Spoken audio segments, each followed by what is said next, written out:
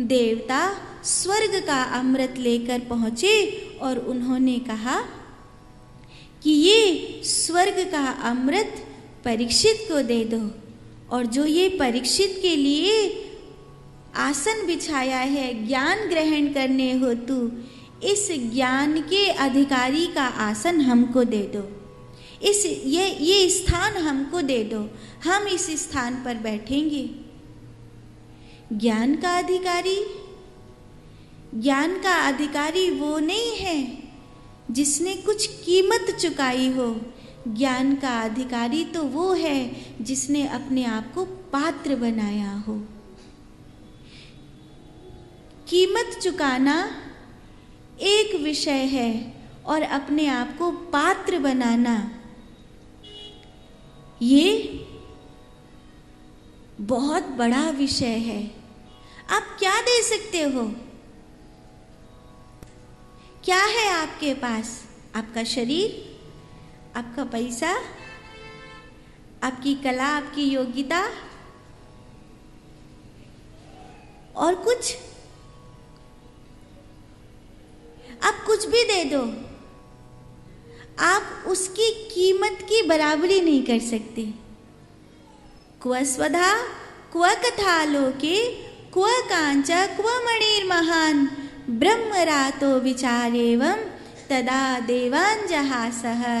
जैसे कांच का टुकड़ा लेकर मणि नहीं दी जाती, ऐसे ही इनके स्वर्ग के अमृत के बदले में भागवत नहीं दिया जा सकता।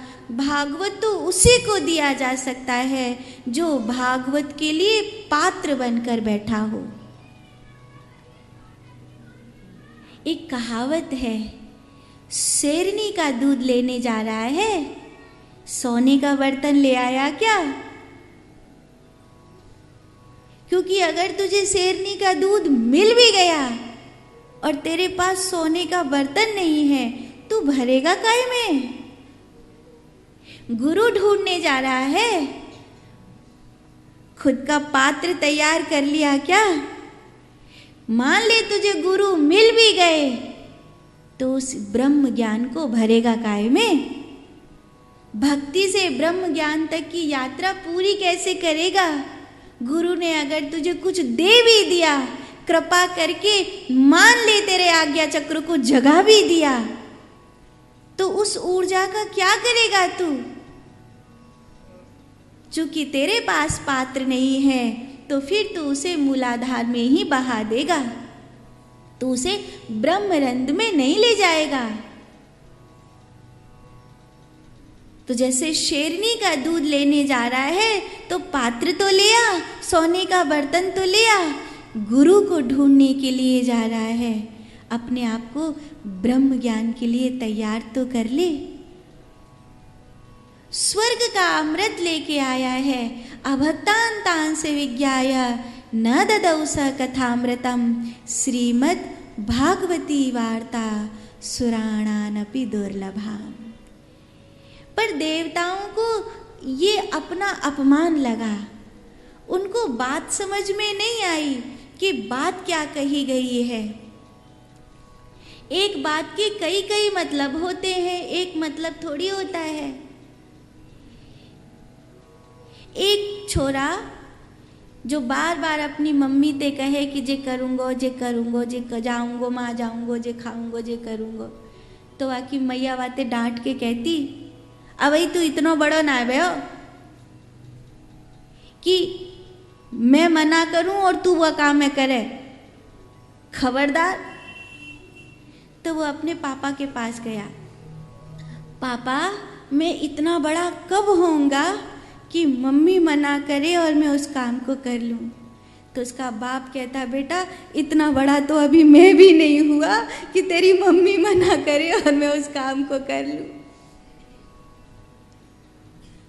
यहाँ सवाल बड़े होने का नहीं है, यहाँ सवाल सही होने का है कि उसने सही कहा था कि सही नहीं कहा था। ऐसे ही ये देवताओं का अपमान नहीं था, ये तो पात्रता की चुनौती थी, अपमान थोड़ी था।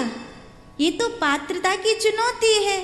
इसमें स्वर्ग के अमृत का कोई अपमान थोड़ी है कि स्वर्ग का अमृत छोटा है या वो क्या नाम है उसका अपमान हो गया, अमृत को छोटा बता दिया। बताओ, नहीं, अमृत को छोटा नहीं बताया है।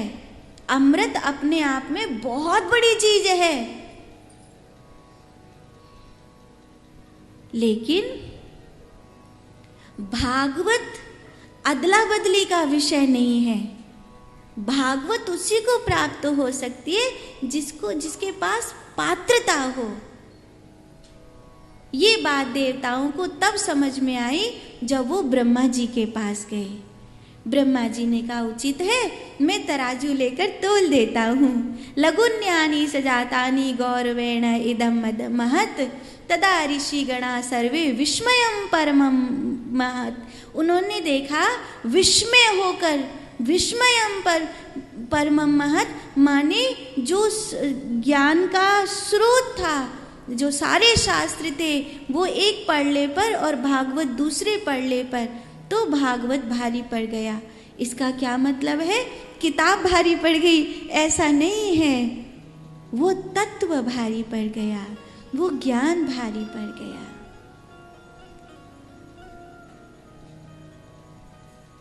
जानने वाले लोग बहुत कुछ जानते हैं, लेकिन जो ब्रह्म तत्व को, ब्रह्म ज्ञान को प्राप्त कर गया है, वो नहीं बोलेगा, नहीं बहस करेगा।